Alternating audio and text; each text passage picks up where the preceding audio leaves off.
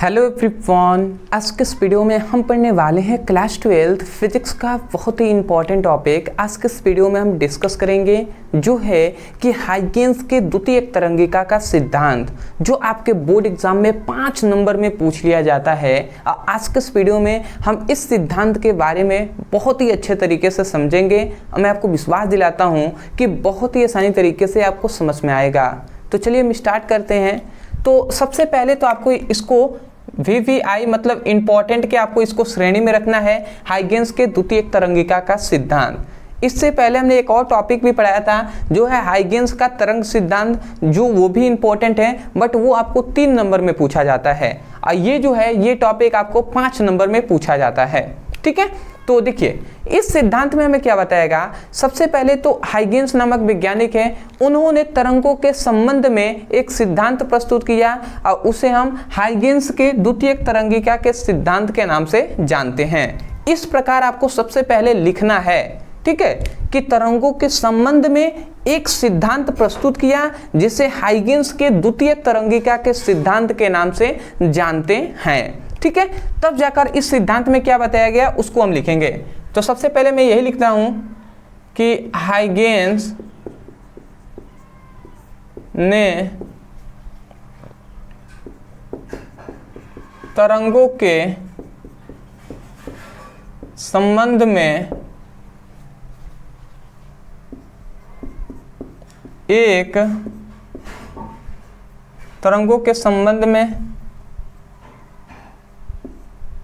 एक सिद्धांत प्रस्तुत किया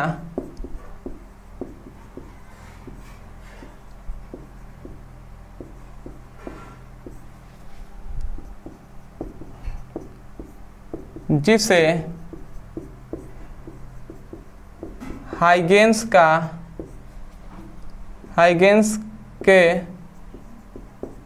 द्वितीयक तरंगिकाओं के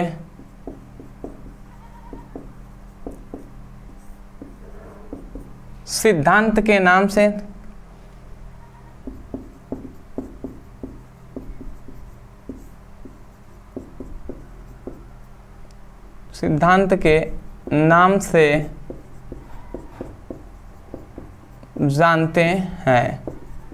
ठीक है, तो सबसे पहली बात इतना समझ गए कि हाइगेंस नामक वैज्ञानिक ने तरंगों के संबंध में एक सिद्धांत प्रस्तुत किया जिसे हाइगेंस के द्वितीयक तरंगिकाओं के सिद्धांत के नाम से जानते हैं। अब इन्होंने इस सिद्धांत में हमें क्या बताया उसको हम लिखते हैं। तो हम लिखेंगे इस सिद्धांत के अनुसार, इस सिद्धांत के अनुसार मतलब इस सिद्धांत के अनुसार हमें क्या बताया गया। तो इस सिद्धांत के अनुसार हमें सबसे पहली बात ये बताया गया, ठीक है, मैं यहाँ पे लिखता हूँ। देखिए इस सिद्धांत को आपको समझने से पहले थोड़ा सा एक और बात समझ लीजिए कि देखिए इस सिद्धांत में पहला आपको याद हो जाएगा। ठीक है, पहला मैं आपको लिख ही दूँ, चलिए मैं लिखता हूँ। सबसे पहले इस सिद्धांत में यही बताया गया कि प्रत्येक प्राथमिक तरंगों के बाद एक दूसरा तरंग उत्पन्न होता है जिसे हम द्वितीय तरंग कहते हैं। समझ गए ना, सिंपल सा है। हाइगेंस ने बताया कि प्रत्येक प्राथमिक तरंगों के बाद एक तरंग उत्पन्न होगा और उस तरंग का नाम क्या होगा, द्वितीयक तरंग। यही है आपका पहला नियम, ठीक है, इस सिद्धांत का। तो आपको यही लिखना है कि हाइगेंस के अनुसार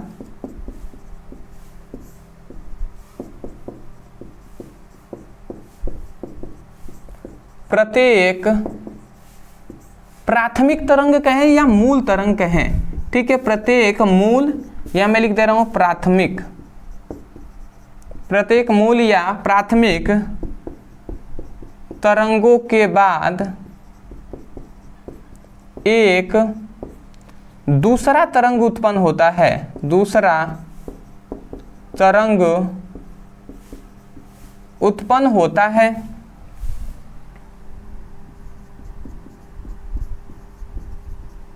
जिसे द्वितीयक तरंग कहते हैं।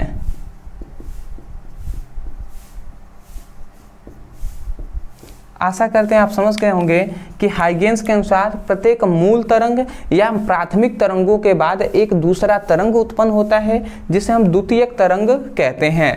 अब इसको आपको समझने के लिए थोड़ा सा एक प्रैक्टिकली आप एग्जांपल समझ जाइए। जैसे कि मान लेते हैं आप बैठे हुए हैं, आपने क्या किया, एक पत्थर को उठाया या कोई कंकड़ को उठाया और पानी में ऐसे बिक दिया। मान लेते हैं एक नदी है, एक तालाब है छोटा सा, उसमें आपने क्या किया, कंकड़ को फेंका। तो जब आप फेंकते हैं तो आप देखते हैं ना कि जो पानी होता है इस प्रकार आगे की ओर बढ़ता है। ऐसा आप प्रैक्टिकली आपने किया भी होगा बहुत से का, ठीक है, कि मान लेते हैं ये पूरा पानी से भरा हुआ है और उसमें आपने एक क्या किया, एक कंकड़ को ऐसे फेंका। तो जब आप कंकड़ को फेंकते हैं तो इसके चारों ओर इस प्रकार पानी होने लगता है, ठीक है। ऐसा आपने देखा होगा ना, गोल गोल जैसा, ठीक है, इस प्रकार होने लगता है।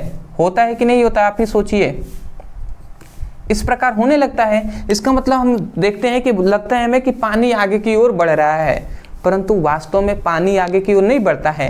पानी अपने तल के ऊपर ही अप डाउन होता रहता है, ठीक है। उस पर भी हम डिस्कस करेंगे, पहले ये समझ जाते हैं। तो हाइगेंस के अनुसार देखिए, ये एक हमने क्या किया, कंकड़ को फेंका तो ये एक तरंग उत्पन्न हुआ, ठीक है, ये एक तरंग उत्पन्न हुआ, ठीक है। और इसी तरंग को हम, पहला ये तरंग उत्पन्न हुआ तो इसे हम प्राथमिक तरंग कहते हैं। यहाँ पे हम लिख रहे हो प्राथमिक तरंग, समझ रहे हैं। पहला जो तरंग उत्पन्न हुआ प्राथमिक तरंग कहेंगे। अब हमने यही बताया है कि हाइगेंस के अनुसार बताया गया कि प्राथमिक तरंगों के बाद एक दूसरा तरंग उत्पन्न होगा जिसे हम द्वितीयक तरंग कहेंगे। तो बताइए, इस तरंग के बाद एक और ये तरंग उत्पन्न हुआ है कि नहीं, एक और ये तरंग उत्पन्न हुआ है, और इस तरंगों को हम क्या कहेंगे, द्वितीयक तरंग कहेंगे। तो यही है द्वितीयक तरंग। तो अब आपको समझ में आ गया होगा कि हाइगेंस ने क्या बताया था कि प्रत्येक प्राथमिक तरंगों के बाद एक द्वितीयक तरंग उत्पन्न होगा जिससे हम दूसरा तरंग उत्पन्न होगा जिसे हम द्वितीयक तरंग कहते हैं। अब देखिए, इसके बाद एक और ये तरंग उत्पन्न हुआ है। तो अब इस तरंग के सापेक्ष, अब थोड़ा सा और समझिएगा, अब इस तरंग को हम क्या कहेंगे, इस तरंग को भी हम द्वितीयक तरंग कहेंगे। किसके सापेक्ष, इस तरंग के सापेक्ष। अब इसके बाद एक और तरंग उत्पन्न हो गया ना, तो इसके लिए ये अब प्राथमिक तरंग हो जाएगा, अब ये द्वितीयक तरंग हो जाएगा, ठीक है। अब फिर से एक और इसके आगे उत्पन्न हो गया तो अब ये प्राथमिक हो जाएगा, ये द्वितीयक हो जाएगा। समझ रहे हैं, मतलब एक के सापेक्ष एक अगर देखते हैं तो इसके ये प्राथमिक है तो ये वाला द्वितीयक हो गया। फिर से इसके बाद एक तरंग उत्पन्न हो गया तो ये अब प्राथमिक हो गया, ये द्वितीयक हो गया। फिर से एक और उत्पन्न हो गया तो ये प्राथमिक, ये द्वितीयक। तो इसी प्रकार होता है। तो वही बताया गया कि प्रत्येक प्राथमिक तरंगों के बाद एक दूसरा तरंग उत्पन्न होता है जिसे द्वितीयक तरंग कहते हैं। पहला आपको अच्छे से समझ में आ गया होगा। एक और नियम होता है, इन्होंने एक और बहुत ही अच्छी बात बताया। इन्होंने ये बताया कि प्राथमिक तरंग और द्वितीयक तरंगों के बीच एक बंद अनवालोप बनता है, ठीक है। तो वो भी हम समझ जाते हैं। पहले मैं लिख दूं कि प्राथमिक तरंग तथा द्वितीयक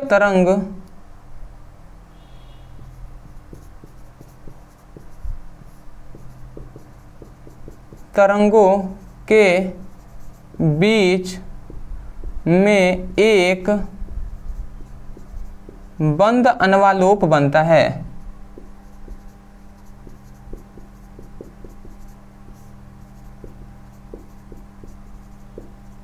तो आशा करते हैं आप समझ गए होंगे कि जो प्राथमिक तरंग होता है और जो द्वितीयक तरंग होता है उनके बीच एक बंद अनवालोप बनता है।